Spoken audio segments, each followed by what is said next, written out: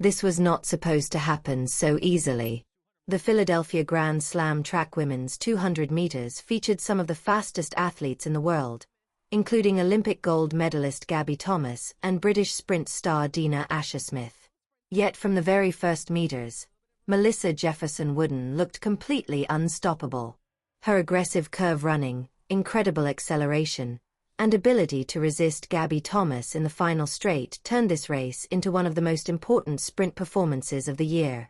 In this video, we will analyze the full race, break down the tactics of every top athlete, and explain why this result could have massive implications for the future of women's sprinting. Another one of those fast Oregon Ducks from the Olympic trials in 2024 in this event, made it through to the finals. Tamari Davis, she'll get a hometown welcome.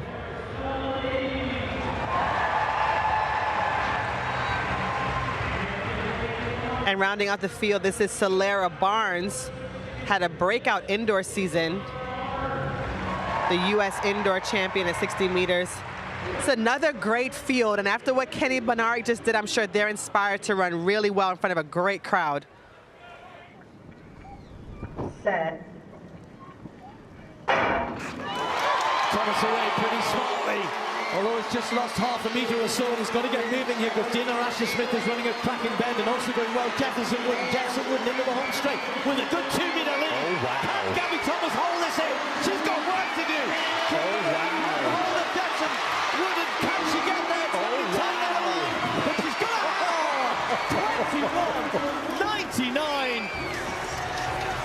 21.99. Well. Oh, wow. She doesn't even want to look at Gabby's own to go, sorry. Sorry. Look at Gabby's face. Oh. You got to remember, Melissa is actually the first leg on the relay team. She is a turn runner. This is a turn favorite track. This is, like you said, it's a different 200 meters here. Wide turn. You only, once you straighten up in the home straight, you've only got about 75 meters left. Yes. And I know that's what Melissa was thinking when she got on that straightaway. This straightaway short, I'm winning. I don't got to hold on for that much longer this time. And she held on. So that's not only a personal best, again, another record for this track in the stadium. Wow. In the rain.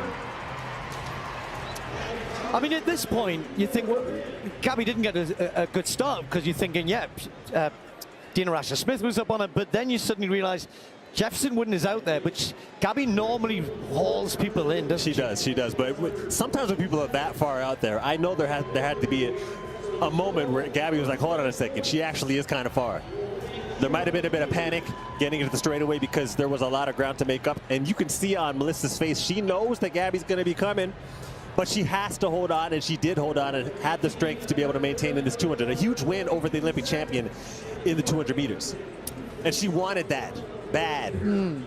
You look at, well, they didn't show it on that replay and the rain's back, but Gabby Thomas was tight, you know, kind of fighting to get there. Didn't get there. 8 points for her. Davis with a good 2-meter lead. Oh, wow. Can Gabby Thomas hold this in? She's got work to do. Oh, wow. Hold of Jefferson-Wooden. Can she get there? It's going to be tight down the line, but she's got it. 21.99. Well. Oh, wow. The women's 200 meters at the Philadelphia Grand Slam track meet delivered one of the most competitive sprint races of the season. Even before the gun went off, the matchup carried enormous attention because the field included Olympic champion Gabby Thomas, British star Dina Asher-Smith, rising American sprinter Tamari Davis, and one of the fastest starters in the world right now, Melissa Jefferson-Wooden. What followed was not just a victory, but a major statement from Jefferson-Wooden that she is becoming one of the most dangerous sprinters in global athletics. From the very beginning of the race, the intensity was obvious. The athletes exploded from the blocks with aggressive acceleration, but Jefferson-Wooden immediately stood out. Her start was not simply fast, it was controlled, technically clean, and incredibly efficient.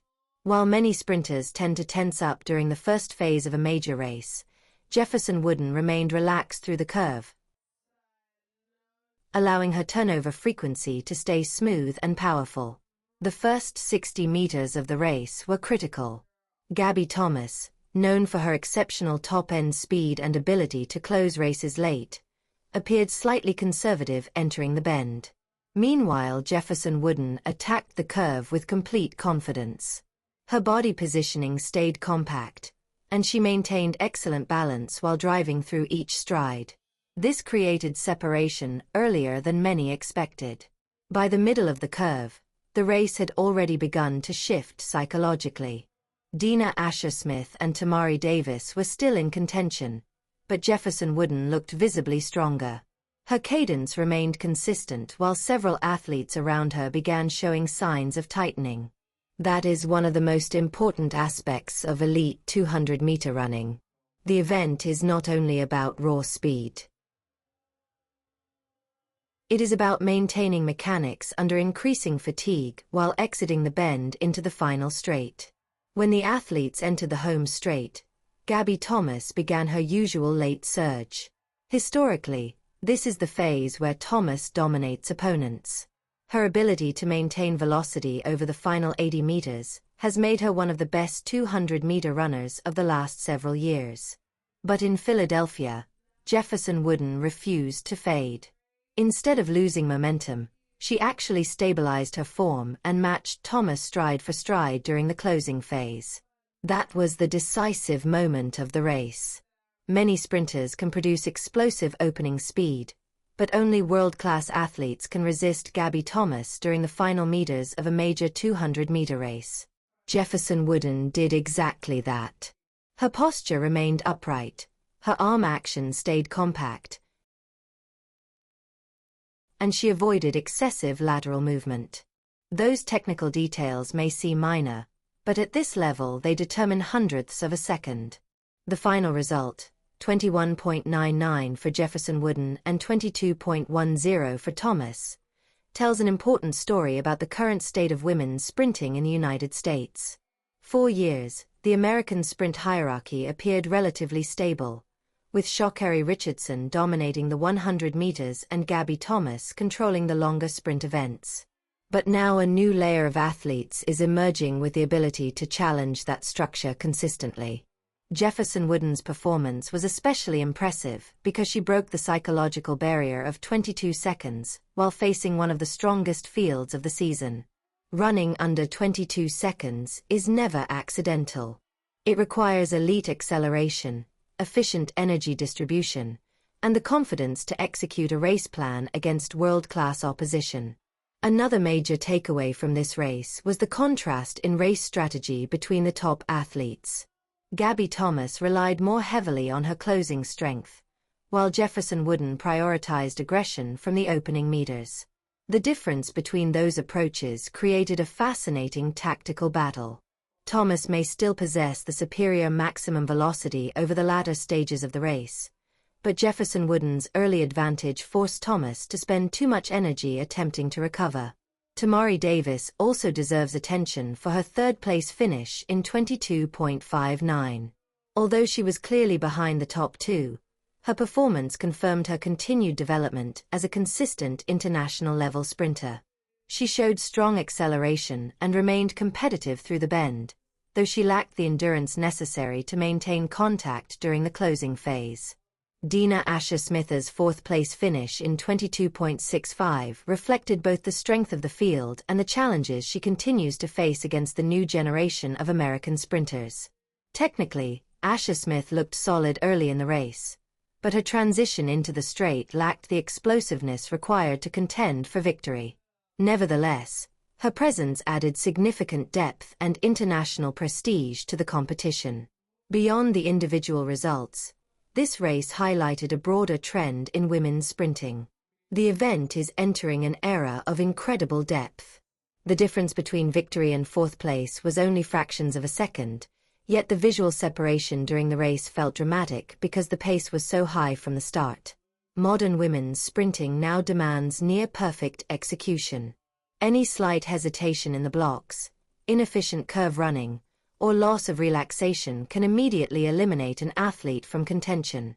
For Melissa Jefferson-Wooden, this race may become one of the defining moments of her career. Defeating Gabby Thomas in a high-profile 200-meter race sends a powerful message to the rest of the world ahead of the championship season. It proves she is no longer simply a dangerous 100-meter specialist experimenting with longer distances. She is evolving into a complete sprint athlete capable of competing for global medals across multiple events.